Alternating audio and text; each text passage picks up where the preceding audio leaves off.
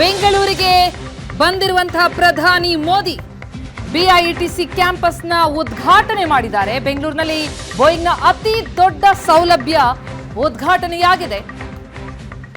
ಮಹಿಳೆಯನ್ನ ವೈಮಾನಿಕ ಕ್ಷೇತ್ರಕ್ಕೆ ಆಕರ್ಷಿಸೋದಕ್ಕೆ ಈ ಬೋಯಿಂಗ್ ಘಟಕವನ್ನ 1600 ಕೋಟಿಯ ಹೂಡಿಕೆಯೊಂದಿಗೆ 43 ಎಕರೆ ಕ್ಯಾಂಪಸ್ ನಿರ್ಮಾಣ ಆಗಿರೋದು. ಬೋಯಿಂಗ್ ಇಂಡಿಯಾ ಎಂಜಿನಿಯರಿಂಗ್ ಮತ್ತು ತಂತ್ರಜ್ಞಾನ ಕೇಂದ್ರ. ಅಮೆರಿಕದ ಹೊರಗಡೆ ಬೋಯಿಂಗ್ನಿಂದ ಆದಂತಹ ಅತಿ ದೊಡ್ಡ ಹೂಡಿಕೆ ಇದು. ಬೆಂಗಳೂರಿನಲ್ಲಿ ಈ ಬೋಯಿಂಗ್ನ ಅತಿ ದೊಡ್ಡ ಸೌಲಭ್ಯ ಈಗ ಪ್ರಧಾನಿಗಿಂದ ಉದ್ಘಾಟನೆಯಾಗಿದೆ. ಏರೋಸ್ಪೇಸ್ ಪಾರ್ಕ್ನಲ್ಲಿ ಅತ್ಯಾಧುನಿಕ ಬಿಐಟಿಸಿ ಕ್ಯಾಂಪಸ್ ಉದ್ಘಾಟನೆಯಾಗಿದೆ.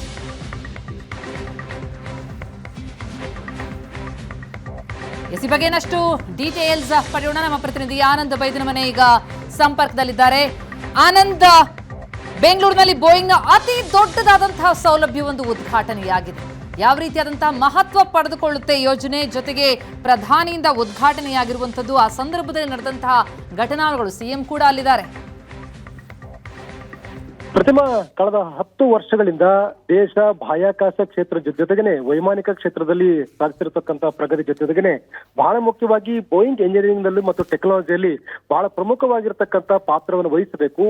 ಇಡೀ ವಿಶ್ವಕ್ಕೆ ತಂದೆ ಆಗಿರ್ತಕ್ಕಂತ ರೀತಿಯಲ್ಲಿ ತಂತ್ರಜ್ಞಾನ ಸೇವೆಯಲ್ಲಿ ಮುನ್ನುಗ್ಗಬೇಕು ಅನ್ನುವಂತ ಆಶಯದೊಂದಿಗೆ ಬೆಂಗಳೂರನ್ನ ಆಯ್ಕೆ ಮಾಡಿಕೊಂಡು ಏರೋಸ್ಪೇಸ್ ಇಂಜಿನಿಯರಿಂಗ್ ನಲ್ಲಿ ಬಹಳ ಪ್ರಮುಖವಾಗಿರ್ತಕ್ಕಂಥ ಸಾಧನೆಗೆ ಪೂರಕವಾದಂತಹ ವ್ಯವಸ್ಥೆಗಳನ್ನು ಕೂಡ ಕಲ್ಪಿಸಲಾಗ್ತಾ ಇದೆ. ಅದರ ಭಾಗವಾಗಿ ಈಗ ಬೋಯಿಂಗ್ ಟೆಕ್ನಾಲಜಿ ಕೇಂದ್ರವನ್ನ ಪ್ರಧಾನಿ ನರೇಂದ್ರ ಮೋದಿ ಅವರು ಉದ್ಘಾಟನೆ ಮಾಡೋದ್ರ ಮೂಲಕ ಆ ಒಂದು ವೇಗ ಇನ್ನಷ್ಟು ಹೆಚ್ಚಾಗುವಂತೆ ಅತ್ಯಂತ ಪರಿಣಾಮಕಾರಿಯಾಗಿರ್ತಕ್ಕಂಥ ಹೆಜ್ಜೆಯನ್ನ ದೇಶ ಇಡುವ ರೀತಿಯಲ್ಲಿ ಅದಕ್ಕೆ ನಾಂದಿ ಹಾಡಿದ್ದಾರೆ ಅಂದ್ರೂ ಕೂಡ ತಪ್ಪಾಗ್ಲಾರ್ದು. ಮುಖ್ಯವಾಗಿ ಬೆಂಗಳೂರಲ್ಲಿ ಆರಂಭಗೊಂಡಿರತಕ್ಕಂತ ಏನು ಬೋಯಿಂಗ್ ಟೆಕ್ನಾಲಜಿ ಸೆಂಟರ್ ನ ಉದ್ಘಾಟನೆ ಮಾಡೋ ಸಂದರ್ಭದಲ್ಲಿ ಮುಖ್ಯಮಂತ್ರಿ ಸಿದ್ದರಾಮಯ್ಯ ಸೇರಿದಾಗೆ, ರಾಜ್ಯಪಾಲರಾಗಿರೋ ತಾವರ್ಚಂದ್ ಗೆಹ್ಲೋಟ್ ಸೇರಿದಾಗೆ ಪ್ರಮುಖ ಎಲ್ಲ ನಾಯಕರು ಕೂಡ ಇದ್ರು. ಅಂದ್ರೆ ವಿದೇಶಿ ಬಂಡವಾಳ ಜೊತೆಗೇನೆ ಕರ್ನಾಟಕ ಮತ್ತು ಇಡೀ ಭಾರತವು ಒಟ್ಟಾಗಿ ಇಡೀ ಪ್ರಪಂಚದಲ್ಲಿ ತಂದೆ ಆಗಿರ್ತಕ್ಕಂಥ ಹೆಜ್ಜೆ ಗುರುತನ್ನು ದಾಖಲು ಮಾಡಬೇಕು ಅಂತಕ್ಕಂಥ ಇದ್ರ ಹಿಂದಿರ್ತಕ್ಕಂಥ ಉದ್ದೇಶ. ಆ ಕಾರಣಕ್ಕಾಗಿಯೇ ಬೃಹತ್ ಆಗಿರ್ತಕ್ಕಂಥ ಬೋಯಿಂಗ್ ಟೆಕ್ನಾಲಜಿ ಸೆಂಟರ್ ಗಳನ್ನ ಈಗಾಗಲೇ ಉದ್ಘಾಟನೆ ಮಾಡಿದೆ. ಪ್ರಧಾನಿ ನರೇಂದ್ರ ಮೋದಿ ಅವರು ಈ ಒಂದು ಕೇಂದ್ರವನ್ನು ಉದ್ಘಾಟನೆ ಮಾಡೋದ್ರ ಮೂಲಕ ಮಹಿಳೆಯರು ಕೂಡ ಈ ಒಂದು ಉದ್ಯಮದತ್ತ ದಾಪುಗಾಲಾಗಬೇಕು, ಮಹಿಳೆಯರು ಕೂಡ ಇದರಲ್ಲಿ ದೊಡ್ಡ ಪ್ರಮಾಣದಲ್ಲಿ ಜೊತೆಗೇನೆ ಸಾಗಬೇಕು ಅಂತಕ್ಕಂಥ ಆಸೆಯನ್ನು ಕೂಡ ಇಟ್ಕೊಂಡಿದ್ದಾರೆ. ಆ ಕಾರಣಕ್ಕಾಗಿ ಬೋಯಿಂಗ್ ಸುಕನ್ಯಾ ಅಂತಕ್ಕಂಥ ಯೋಜನೆಯನ್ನು ಕೂಡ ಇವತ್ತು ಚಾಲನೆ ಮಾಡಿದ್ದಾರೆ. ಆ ಒಂದು ಯೋಜನೆಯ ಮೂಲಕ ಮಹಿಳೆಯರು ಕೂಡ ಹೆಚ್ಚಿನ ಸಂಖ್ಯೆಯಲ್ಲಿ ಈ ಕ್ಷೇತ್ರಕ್ಕೆ ಬರಬೇಕು ಅಂತಕ್ಕಂಥದ್ದು ಅವರ ಉದ್ದೇಶ. ಅದಕ್ಕಾಗಿ ಇಂಥ ಒಂದು ಪ್ರಯತ್ನವನ್ನ ಮಾಡಲಾಗ್ತಾ ಇದೆ. ನಿಜವಾಗ್ಲೂ ಕೂಡ ಬೆಂಗಳೂರಲ್ಲಿ ಈ ಕೇಂದ್ರ ಆರಂಭ ಆಗ್ತಾ ಇರತಕ್ಕಂಥ ಮುಂದಿನ ದಿನಗಳಲ್ಲಿ ಇನ್ನಷ್ಟು ಹೆಚ್ಚು ತಂತ್ರಜ್ಞಾನ ಮತ್ತು ವೈಜ್ಞಾನಿಕವಾಗಿ ಇನ್ನಷ್ಟು ಪರಿಣಾಮಕಾರಿಯಾಗಿರ್ತಕ್ಕಂಥ ಫಲಿತಾಂಶಗಳನ್ನು ಕೊಡ್ಲಿಕ್ಕೆ ಈ ಕೇಂದ್ರ ಸಾಕ್ಷಿ ಆಗತ್ತೆ. ಆ ಮೂಲಕ ಭಾರತ ದೊಡ್ಡ ಹೆಸರನ್ನ ಮಾಡ್ಲಿಕ್ಕೆ ಈ ಕೇಂದ್ರ ವೇದಿಕೆ ಆಗಬಹುದು ಅಂತಕ್ಕಂಥ ಲೆಕ್ಕಾಚಾರ ಇದೆ. ಪ್ರಧಾನಿ ನರೇಂದ್ರ ಮೋದಿ ಅವರ ಒಟ್ಟಾರೆ ಆಸೆ ಇರತಕ್ಕಂಥ ಕೇವಲ ಪುರುಷರು ಅಷ್ಟೇ ಅಲ್ಲ, ಇದರಲ್ಲೂ ಮಹಿಳೆಯರು ಕೂಡ ತೊಡಗಿಸ್ಕೊಳ್ಬೇಕು. ಮಹಿಳೆಯರು ಕೂಡ ಹೆಚ್ಚಿನ ಆಸಕ್ತಿಯಿಂದ ಈ ಕ್ಷೇತ್ರದಲ್ಲಿ ತಮ್ಮ ಸಾಧನೆ ಮಾಡಲಿಕ್ಕೆ ಪೂರಕವಾದ ವೇದಿಕೆ ಕಲ್ಪಿಸಬೇಕು ಅಂತಕ್ಕಂಥದ್ದು ಅವರ ಅಭಿಲಾಷೆ ಆಗಿರುವಂತಹ ಕಾರಣಕ್ಕೆ ಬೆಂಗಳೂರಿನಲ್ಲಿ ಈ ಕೇಂದ್ರ ತಲೆ ಎತ್ತಿ ನಿಂತಿದೆ.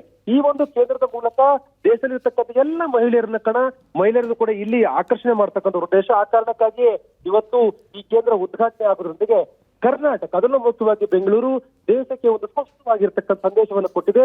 ಕಳೆದ 10 ವರ್ಷಗಳ ಹಿಂದೆ ಕಂಡಿರ್ತಕ್ಕಂಥ ಕನಸು ಸಾಕಾರ ಆಗ್ತಾ ಇದೆ ಅಂದ್ರೂ ಕೂಡ ತಪ್ಪಾಗಲಾರದು. ಎಸ್, ಹಾಗೇನೆ ಆನಂದ, ನಾವು ಗಮನಿಸ್ತಾ ಇದ್ದೀವಿ ಅಲ್ಲಿ ಪ್ರಧಾನಿ ಮೋದಿ ಅವರೊಂದಿಗೆ ಸಿಎಂ ಸಿದ್ದರಾಮಯ್ಯ ಕೂಡ ಇರುವಂಥದ್ದು. ಇಬ್ಬರ ಭೇಟಿ ಆಗಿರೋದು ಕೂಡ ರಾಜಕೀಯವಾಗಿ ನಾವು ಆ ಆಂಗಲ್ನಲ್ಲಿ ನೋಡ್ತಾ ಹೋದಾಗ ಹೇಗಿತ್ತು ಅನ್ನೋದು. ಖಂಡಿತವಾಗ್ಲೂ ಕೂಡ ಪ್ರಧಾನಿ ನರೇಂದ್ರ ಮೋದಿ ಅವರು ಯಾವುದೇ ರಾಜ್ಯಕ್ಕೆ ಹೋದ್ರೂ ಕೂಡ ಅವರನ್ನ ಸ್ವಾಗತ ಮಾಡ್ತಕ್ಕಂಥ ಮುಖ್ಯಮಂತ್ರಿಗಳಿವೆ ಅತ್ಯಂತ ಆತ್ಮೀಯವಾಗಿ ಬೆರೀತಾರೆ ಮತ್ತು ಅವ್ರ ಜೊತೆ ಮುಕ್ತವಾಗಿ ಮಾತುಕತೆಯನ್ನು ಕೂಡ ಮಾಡ್ತಾರೆ. ಸಹಜವಾಗಿ ಪ್ರಧಾನಿ ಭೇಟಿಯ ಸಂದರ್ಭದಲ್ಲಿ ಎಲ್ಲಾ ರಾಜ್ಯಗಳು ತಪ್ಪೇ ಆಗಿರ್ತಕ್ಕಂಥ ರೀತಿಯಲ್ಲಿ ಬೇಡಿಕೆಗಳನ್ನು ಕೂಡ ಮುಂದಿಡ್ತದೆ. ಪ್ರಧಾನಿ ನರೇಂದ್ರ ಮೋದಿ ಅವರು ಒಂದು ಪಕ್ಷಕ್ಕೆ ಮತ್ತು ಸಿದ್ದರಾಮಯ್ಯ ಇನ್ನೊಂದು ಪಕ್ಷಕ್ಕೆ ಸೇರಿರುವಂತಹ ಕಾರಣಕ್ಕಾಗಿ ಇಬ್ಬರ ಭೇಟಿಯ ಸಂದರ್ಭದಲ್ಲಿ ಆಗ್ತಕ್ಕಂಥ ಘಟನಾವಳಿಯು ಕೂಡ ಅತ್ಯಂತ ಕುತೂಹಲಕ್ಕೆ ಕಾರಣವಾಗುತ್ತೆ. ಪ್ರಧಾನಿ ನರೇಂದ್ರ ಮೋದಿ ಅವರ ಪೂರ್ವ ನಿಗದಿತ ಕಾರ್ಯಕ್ರಮ ಇದ್ದಂತ ಕಾರಣಕ್ಕಾಗಿ ಮುಖ್ಯಮಂತ್ರಿ ಸಿದ್ದರಾಮಯ್ಯವರು ನೇರವಾಗಿ ಇವತ್ತು ರಾಜ್ಯಪಾಲರೊಂದಿಗೆ ಟೆಕ್ನಾಲಜಿ ಕೇಂದ್ರಕ್ಕೆ ಬಂದ್ರು. ಅಲ್ಲಿ ಮೊದಲೇ ಆಸೀನರಾಗಿದ್ರು. ಪ್ರಧಾನಿ ನರೇಂದ್ರ ಮೋದಿ ನಿಗದಿತವಾದಂತಹ ಸಮಯಕ್ಕೆ ಬರ್ತಿದ್ದಾಗಲೇ ಅತ್ಯಂತ ಆತ್ಮೀಯವಾಗಿ ಪ್ರಧಾನಿಗಳನ್ನ ಸ್ವಾಗತ ಮಾಡಿದ್ರು, ಕುಶಲೋಪರಿಗಳನ್ನ ವಿಚಾರಿಸಲಾಯಿತು. ಒಟ್ಟಲ್ಲಿ ಆ ಕ್ಷಣ ಕೆಲವೊಂದು ನಿಮಿಷಗಳು ಅತ್ಯಂತ ರಾಜಕೀಯ ಹೊರತುಪಡಿಸಿದ ಒಂದು ಸನ್ನಿವೇಶಕ್ಕೆ ಸಾಕ್ಷಿಯಾಗಿ ಕೂಡ ತಪ್ಪಾಗಲಾರದು. ಯಾಕಂದ್ರೆ ಯಾವುದೇ ಮುಖ್ಯಮಂತ್ರಿ ತಮ್ಮ ರಾಜ್ಯಕ್ಕೆ ಪ್ರಧಾನಿ ಬಂದಾಗ, ರಾಷ್ಟ್ರಪತಿಗಳು ಬಂದಾಗ ಒಂದು ಔಪಚಾರಿಕವಾಗಿ ಮತ್ತು ಅತ್ಯಂತ ಒಂದು ಪ್ರೋಟೋಕಾಲ್ ಪ್ರಕಾರ ಅವರನ್ನು ಸ್ವಾಗತ ಮಾಡಬೇಕಾದ್ರೆ ಆ ಪ್ರೋಟೋಕಾಲ್ ಪ್ರಕಾರ ಮುಖ್ಯಮಂತ್ರಿಗಳನ್ನು ಸ್ವಾಗತ ಮಾಡಿದ್ದಾರೆ. ಅಂದ್ರೆ ಪೂರ್ವನಿಯೋಜಿತ ಕಾರ್ಯಕ್ರಮ ಆಗಿರುವಂತಹ ಕಾರಣಕ್ಕಾಗಿ ಮತ್ತು ಇದು ಸರ್ಕಾರಿ ಕಾರ್ಯಕ್ರಮ ಆಗಿರುವಂತಹ ಕಾರಣಕ್ಕಾಗಿ ಅದನ್ನು ಮುಖ್ಯವಾಗಿ ಕರ್ನಾಟಕದಲ್ಲಿ ಈ ಒಂದು ಕೇಂದ್ರ ತಲೆ ಎತ್ತಿರುವಂತಹ ಹಿನ್ನೆಲೆಯಲ್ಲಿ ಅದು ಕರ್ನಾಟಕ ಕೂಡ ದೊಡ್ಡ ಮಟ್ಟದ ಹೆಸರು. ಆ ಕಾರಣಕ್ಕಾಗಿ ಈ ಕೇಂದ್ರ ಉದ್ಘಾಟನೆ ಮಾಡಿರ್ತಕ್ಕಂಥ ಪ್ರಧಾನಿ ನರೇಂದ್ರ ಮೋದಿ ಅವರನ್ನ ಅತ್ಯಂತ ಪ್ರೀತಿಯಿಂದ ಸಿದ್ದರಾಮಯ್ಯ ಸ್ವಾಗತ ಮಾಡಿದ್ರು.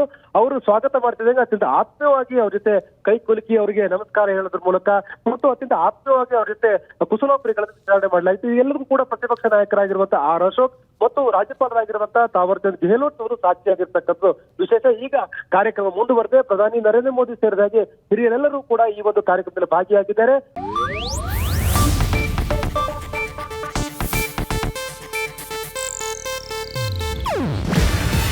ಇದು ಏಷ್ಯಾನೆಟ್ ನ್ಯೂಸ್ ನೆಟ್ವರ್ಕ್ ಪ್ರಸ್ತುತಿ.